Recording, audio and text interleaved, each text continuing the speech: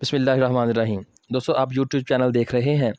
دوستو آپ سب جانتے ہیں کہ ضمنی الیکشن کا ہر طرف زور و شور ہے اور اس وقت ہر لمحے کے بعد کوئی نہ کوئی نئی خبر سننے کو مل رہی ہے، تو ہم مزید جو ڈیولپمنٹ نئی ہوئی ہیں ہم ان پہ بات کریں گے۔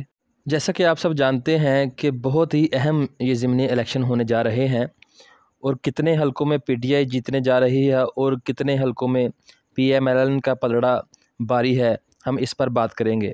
لیکن سب سے پہلے جس ٹاپک پہ ہم بات کرنے والے ہیں وہ یہ ہے کہ دی نیوز اخبار میں ایک خبر لگی ہوئی ہے۔ اس خبر کے مطابق چیف الیکشن کمشنر کے ساتھ عمران خان نے ملنے کی کوشش کی ہے۔ تو میں ایک صحافی عطر کاظمی صاحب کو سن رہا تھا، تو وہ یہ بات کنفرم کر رہے تھے کہ ان کی پی ٹی آئی کے کوئی سینئر قیادت سے بات ہوئی ہے اس موضوع پر، تو وہ اس کو مکمل طور پر ڈینائی کر رہے ہیں کہ ایسا کوئی معاملہ نہیں ہے اور نہ عمران خان صاحب نے ان سے کوئی رابطہ کیا ہے اور نہ عمران خان صاحب کا ان سے ملنے کا کوئی ارادہ ہے۔ اور دوستو ایک اور خبر چل رہی ہے کہ میاں شہباز صاحب کا چودھری نثار صاحب سے ٹیلی فون پر رابطہ ہوا ہے، تو لگتا ہے کہ معاملات اتنے آسان نہیں ہیں۔ پی ایم ایل این کے لیے اتنی آسانی سے حمزہ کو وزیر اعلیٰ برقرار رکھنا اتنا آسان نہیں ہوگا اور معاملات کافی مشکل لگ رہے ہیں، جس کی وجہ سے میاں شہباز صاحب کو اس معاملے میں کودنا پڑ رہا ہے۔ تو اب دیکھتے ہیں کہ چودھری نثار صاحب سے ان کا یہ رابطہ کتنا کارگر ثابت ہوتا ہے۔ دوستو وزیر اعلیٰ بننے کے لیے کم از کم 186 سیٹیں درکار ہیں اور اس وقت حمزہ شہباز صاحب کو کم از کم 11 سیٹوں کی ضرورت ہے۔ وہ اس لیے کہ ایک ان کے ایم پی اے نے استعفیٰ دے دیا ہے اور دوسرا ایم پی اے جن کی جعلی ڈگری کا معاملہ چل رہا ہے، تو اس کا ابھی بھی کنفرم نہیں ہے کہ اس کا کیا بنتا ہے۔ تو بظاہر لگ رہا ہے کہ معاملات کافی مشکل ہیں، دونوں کے لیے معاملات اتنے آسان نہیں ہیں۔ اور دوستو ایک اور ویڈیو دیکھنے کو ملی سوشل میڈیا پر کہ نذیر چوہان جو ایم پی اے کا الیکشن نون لیگ کی طرف سے لڑ رہے ہیں، وہ کسی ورکر کو اپنے جس حلقے میں وہ الیکشن لڑ رہے ہیں وہ پیسے دیتے ہوئے پکڑے گئے ہیں، یعنی اپنے حلقے میں ورکرز کو پیسے دیتے ہوئے ان کی ایک ویڈیو سوشل میڈیا پر چل رہی ہے۔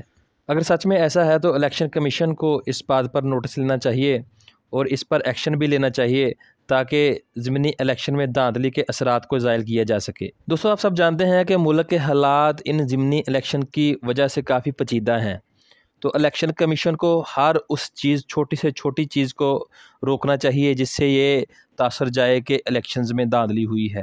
اور ایک اور خبر دیکھنے کو ملی کہ پی ٹی آئی کے سینئر وزیر جو کافی ایکٹیو ہیں، ہر الیکشن میں کافی ایکٹیو رہے ہیں، علی امین گنڈا پور کو پنجاب میں داخلے پر پابندی لگا دی گئی ہے۔